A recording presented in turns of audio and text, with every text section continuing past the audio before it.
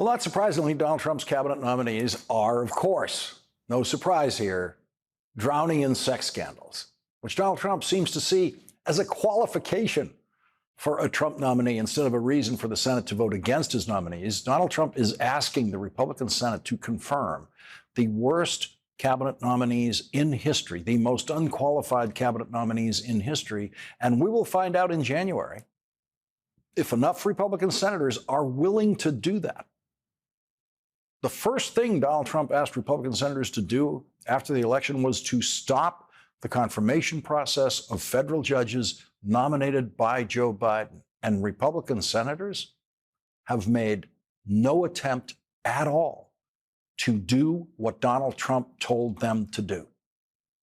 We'll begin today by voting on the confirmation of Embry Kidd to serve as Circuit Court Judge for the 11th Circuit. That's today. So the business of confirming federal judges continued today without the slightest controversy about the background of the Biden nominees. Tonight, I'll file on additional judges who will move forward on this floor this week.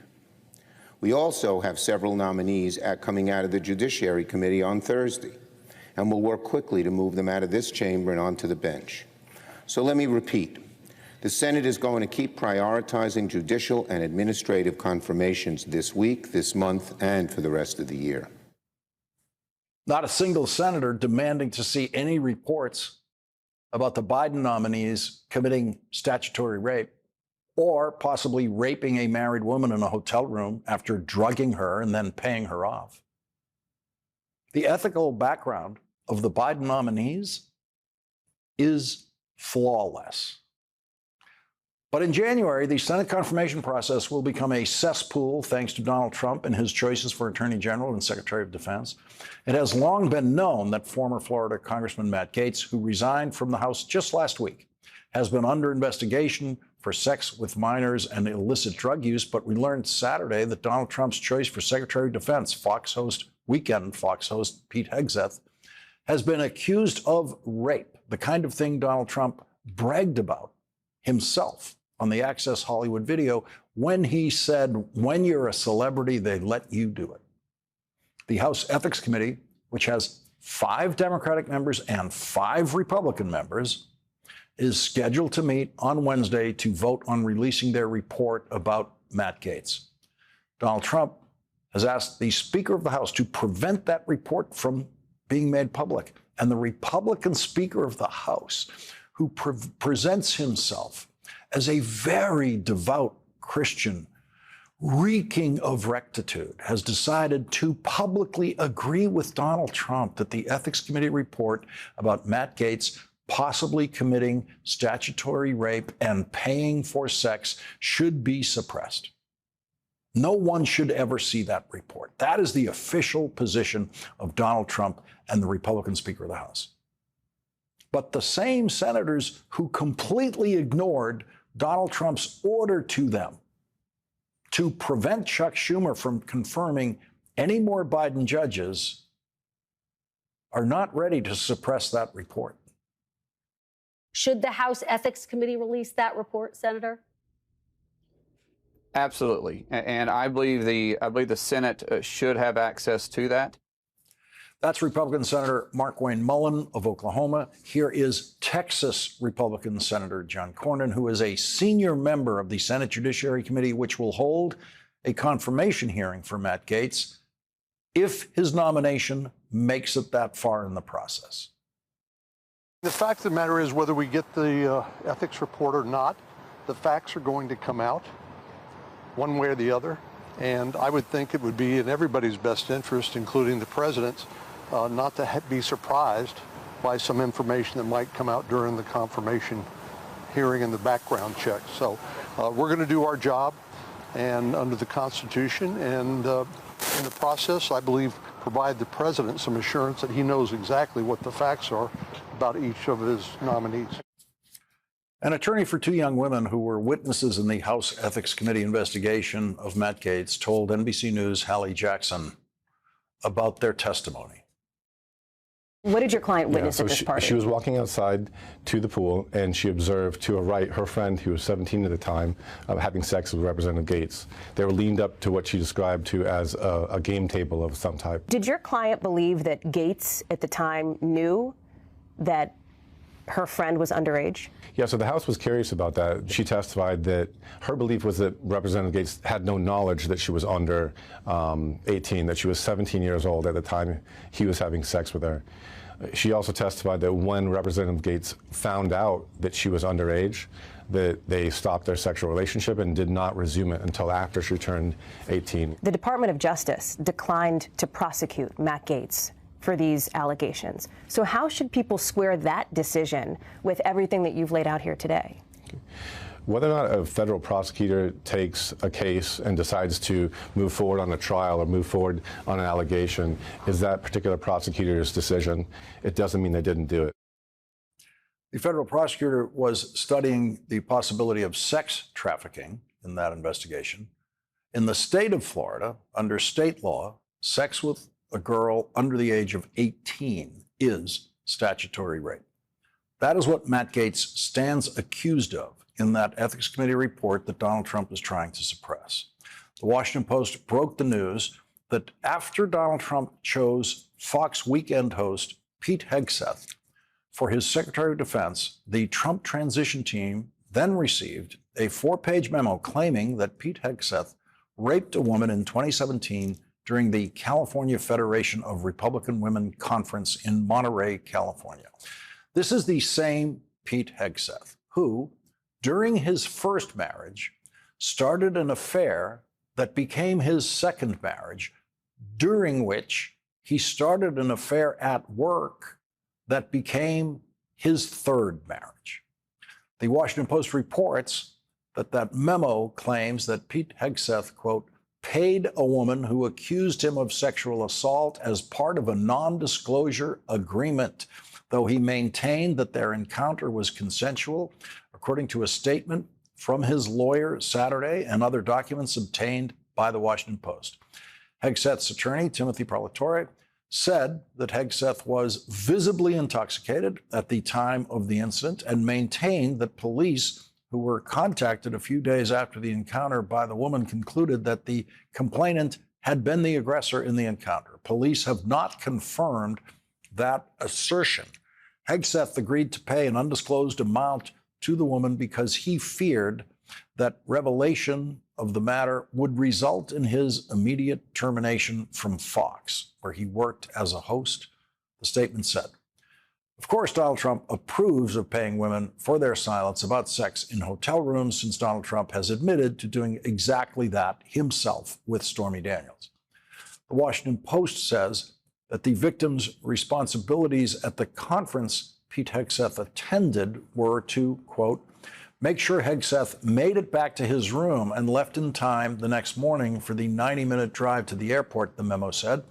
At some point in the evening, the complaint alleged, Jane Doe received a text from 2 women at the bar who told her that Hegseth was getting pushy about his interest in taking them upstairs to his room. Jane Doe, who was nearby, came over and talked to those 2 women, and after they left, she remembered sensing that Hegseth was irritated, the memo said. According to the memo, Jane Doe didn't remember anything until she was in Hegseth's hotel room and then stumbling to find her hotel room. The memo said that her memory of 6 to 9 hours was very hazy and that her husband was searching for her and was relieved when she finally showed up. The following day, the woman returned home and had a moment of hazy memory of being raped the night before and had a panic attack, the memo said. The woman then went to the emergency room where she received a rape kit examination that was positive for semen, the memo said. The woman gave county authorities a statement about what happened, according to the memo sent to the Trump transition team. In a statement, the Monterey Police Department confirmed that they had, quote, investigated an alleged sexual assault that occurred in 2017 between 8:59 p.m. on October 7th and 7 a.m. on October 8th, at the Hyatt Regency Monterey Hotel, and that the victim had, quote, contusions to right thigh. Donald Trump's communications director issued a statement saying President Trump is nominating high caliber and extremely qualified candidates to serve in his administration. Mr. Hegseth has vigorously denied any and all accusations, and no charges were filed. We look forward to his confirmation. Leading off our discussion is Democratic Congressman Steve Cohen of Tennessee, a member of the House Judiciary Committee. He has served on the House Ethics Committee. Thank you very much for joining us tonight, Congressman Cohen. Let's go straight into this issue of precedent for the Ethics Committee releasing a report after a member has resigned. Well, there's certainly precedent, and I've served with two of the members who were subject to these type issues. One was a Representative Massa that didn't last long in the House. He was involved with a sex situation as well, and he was they continued to research him or investigate him after he had resigned from the House. He was from New York State, and that was not too long ago, maybe 10 years. And then before I got in Congress, Bill Boner, who was a congressman from Nashville, later mayor, and then was in the State House when I was in the State Senate, also had a ethics complaint that carried on after, and his report was released, as was Massa's.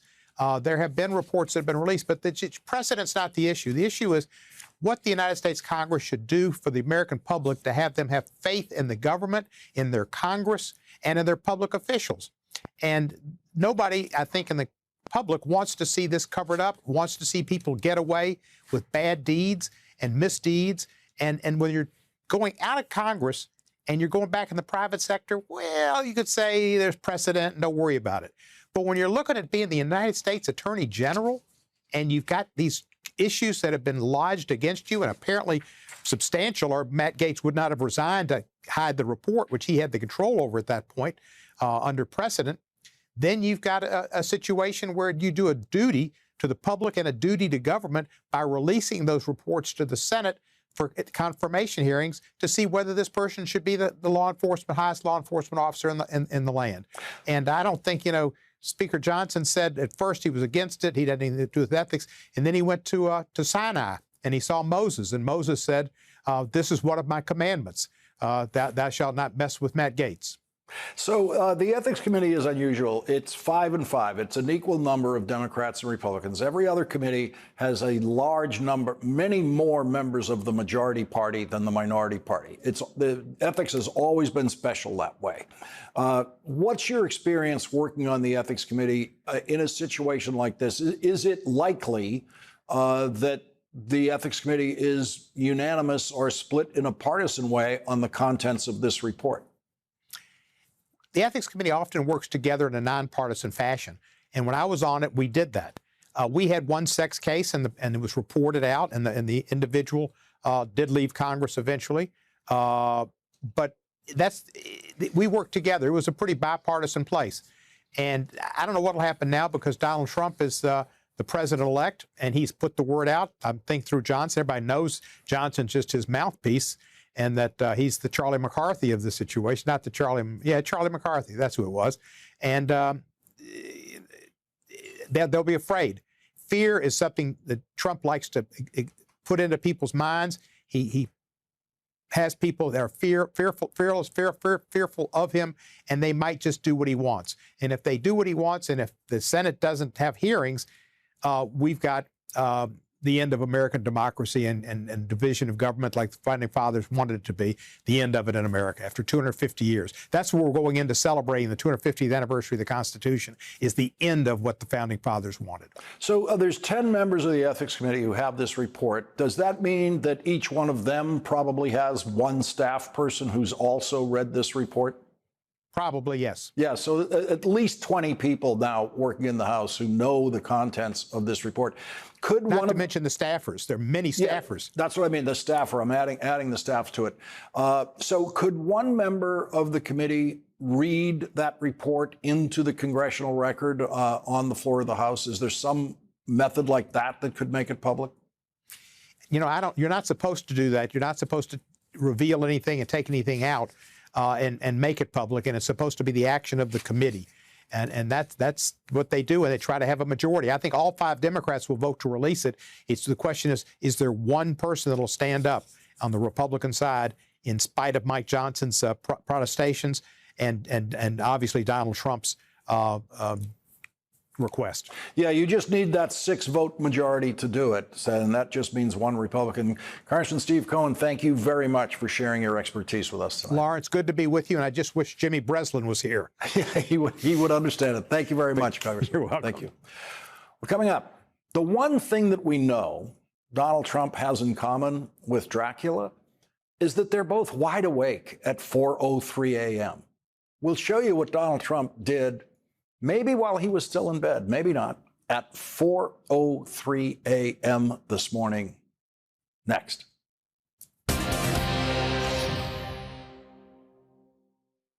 Donald Trump's so-called border czar, Thomas Homan, did not say one word about asking for help from state police and for mass deportation.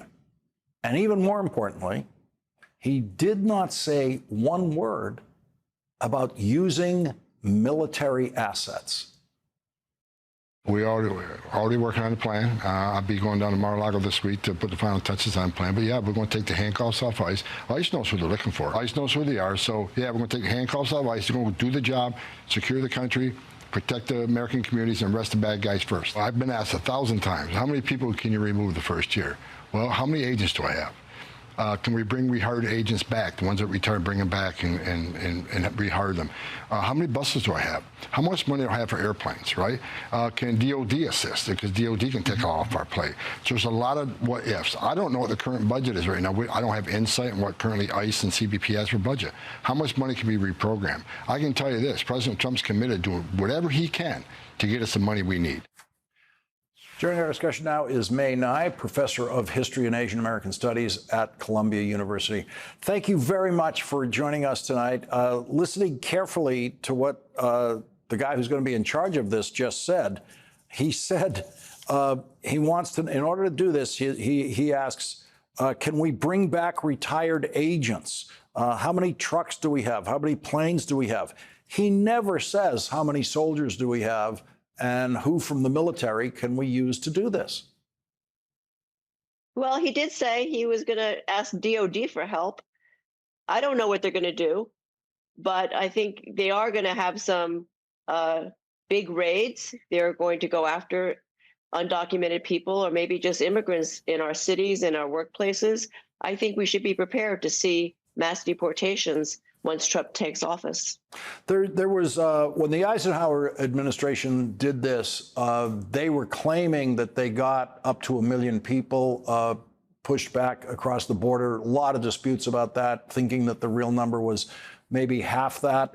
Many of those people eventually came back. There are citizens now in this country whose grandparents were caught up in that Eisenhower deportation move. So what is the record of this kind of thing actually working? Well, in the mid-50s, they did declare a so-called war against the undocumented in the Texas border area, and they did apprehend over 1 million people. That was 1 year. The next year, it went down to, fewer than 250,000 people. So it was the kind of thing that I think Trump is likely to do, a big show of force, very spectacular, a lot of raids. I don't know that they have the capacity to round up 12 million people, let alone 20 million people. It's a huge logistical operation, obviously. It would be very costly. I don't know about the military. He could try to use the military. But here's the thing. I was listening to Governor Healy, who you played that interview with her. They cannot make local law enforcement responsible for immigration. That's a constitutional question. The 10th Amendment says that the federal government cannot coerce states into enforcing federal laws, and immigration is a federal responsibility. So there can be pressure, there can be threats. They tried to threaten, we'll take all your money away if you don't do this. We'll have to see how this plays out, because Donald Trump doesn't have any qualms about tearing up the Constitution either. Professor Mae Nye, thank you very much for joining us tonight. Thank you for having me. Coming up, a major development in Ukraine. The Biden administration has authorized Ukraine to use long-range missiles in the war against Russia. Former U.S. Ambassador to Russia, Michael McFaul, joins us next.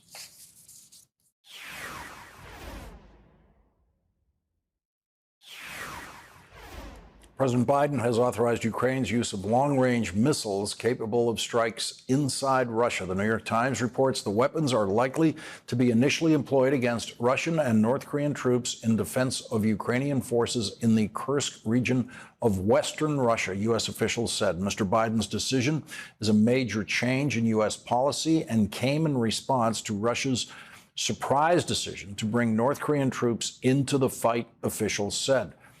A spokesman for Vladimir Putin claimed the move would add, quote, fuel to the fire. In a radio interview with NPR before the election, Florida Republican Congressman Mike Waltz, who is now Donald Trump's choice for national security advisor, was open to the idea of providing long-range missiles to Ukraine. We have leverage like taking the handcuffs off of the long-range weapons we provided Ukraine as well. Joining our discussion now is Michael McFaul, who served as U.S. Ambassador to Russia from 2012 to 2014. He's an MSNBC international affairs analyst. Ambassador McFaul, how does this affect the situation? Well, it gives President Zelensky and his warriors hope that they can hold that region that you just reported on, the Kursk region, where Ukrainian forces are inside Russia today. And they want to hold that until January 20th. Because they believe that there's going to be pressure on them from President-elect Trump to begin to negotiate. And if there's going to be land for peace swaps, they want to be able to swap this Russian land for Ukrainian land. As we go forward, is this essentially the last move that the Biden administration has to make in Ukraine before January 20th? I don't think so. I think they should do more. One, they should get all military assistance to Ukraine before January 20th. Two, I think they should put in a whole range of new sanctions. They should sanction all these vessels that Russia is now using to circumvent their original sanctions. They could do that. Third, there are billions of dollars of Russian central bank assets sitting in American banks. They froze those. Now they should seize them and give them to Ukrainian Development Fund, because you can be sure that President Trump is not going to do that. And lastly, I think they should declare Russia a state sponsor of terrorism. Cuba's on that list, by the way. Is Cuba a greater terrorist country than Russia? No. And I think by doing so, they send a signal that they understand what Russia is doing from the get-go. And by the way, might even give Trump's negotiators a chit that they might play should there actually be a negotiation. I'm not optimistic that there will be, but if there is, they're giving President Trump a chit to play. It also puts the Trump administration in the position of saying, are we going to remove these things? Exactly. That's why today was such an important decision. Puts pressure on them to pull it back. Same with the sanctions, same with seizing the assets. I think it ties their hands, and I think it ties their hands appropriately. I would have recommended all these things 2 years ago. I want to be clear about that. But I think the Biden administration should use this time wisely. They're still in charge until January 20th. Ambassador Michael McFaul, thank you very much for joining us tonight. Thanks for having me. And coming up, I've read only one post-election analysis piece about what happened in the election. And I hate that genre because most of what is written is about elections after the elections is unbearably simple-minded. But Nathan Heller makes an important case that the most ignored factor in the election is the way knowledge really flows in our society now. He'll join us next.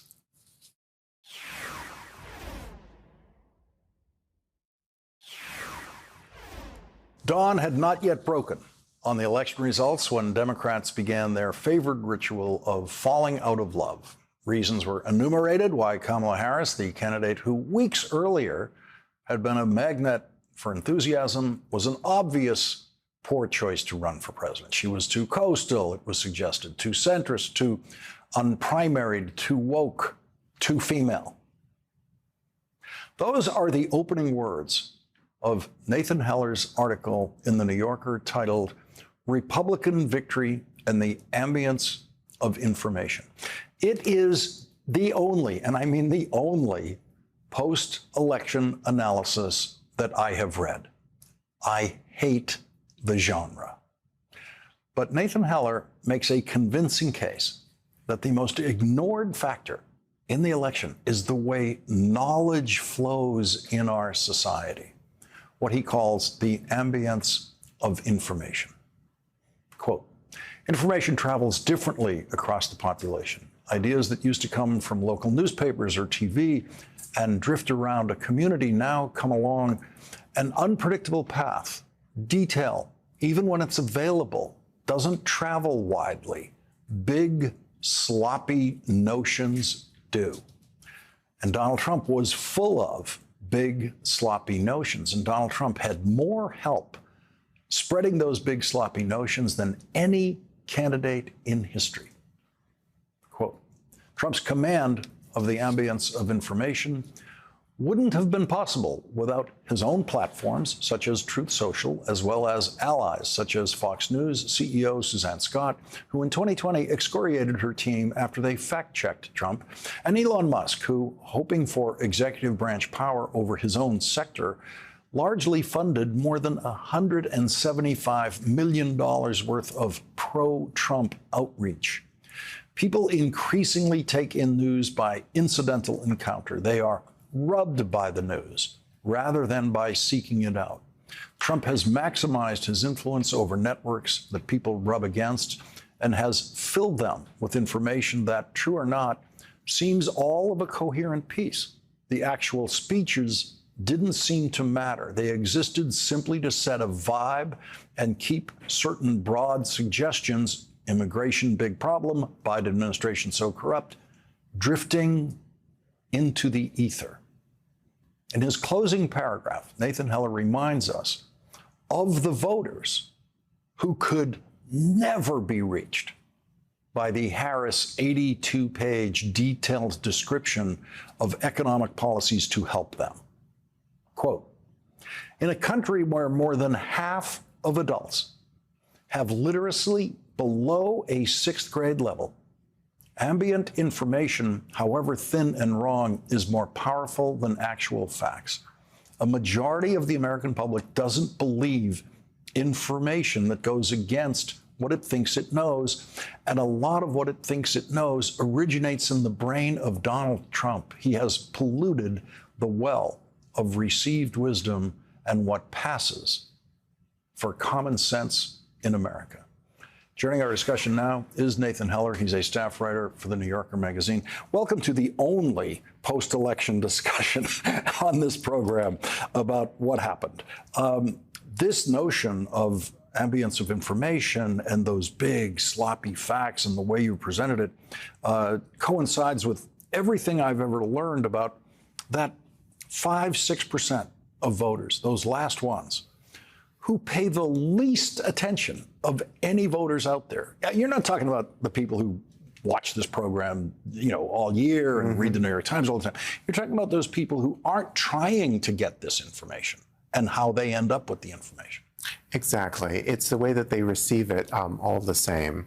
And part of what I think that Trump was particularly adept at in the course of his campaign was to figure out how to plant ideas, as I say, in that ether, which all of us in the course of our lives, we move through and we pick up fragments of ideas, perhaps without actually realizing it.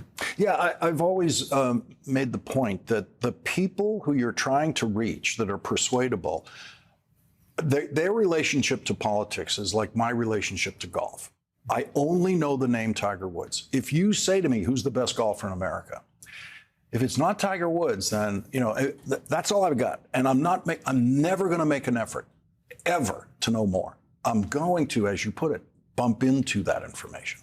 Exactly. I think that's the way that a lot of the country operates, and I think we saw that in the swing over the course of this election in a rightward direction. I became aware of this because I was working at the end of the summer on a profile of the vice president for the New Yorker's stylish sister Vogue. Yes. And as a result of that, I was up close with the campaign a lot.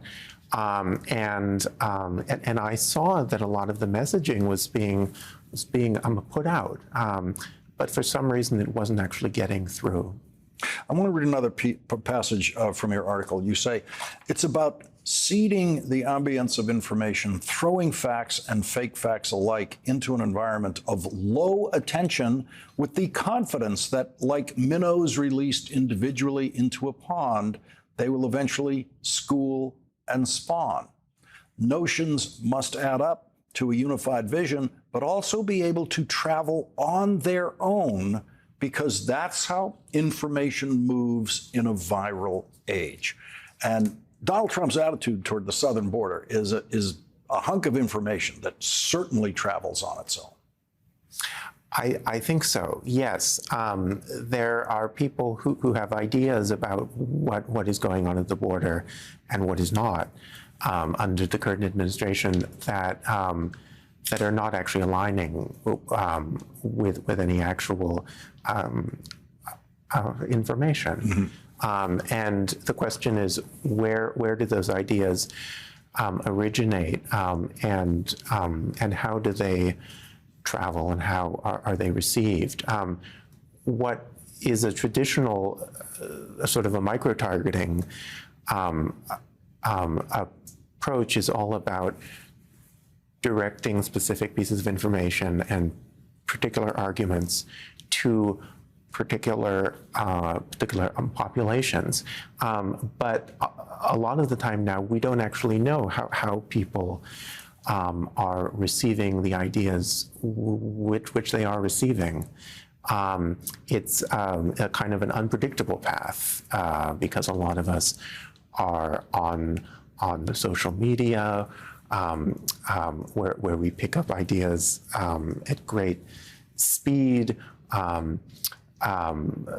We get a lot of our information out of the national news, as opposed to out of a local ecosystem or sort of a regional community, which was more the model in the past. And you make the point, stress the point, that in this world of the ambience of information, you just couldn't have more help. Donald Trump couldn't possibly have had more help. A television network fully devoted to him since the day he started as a candidate for over 10 years now.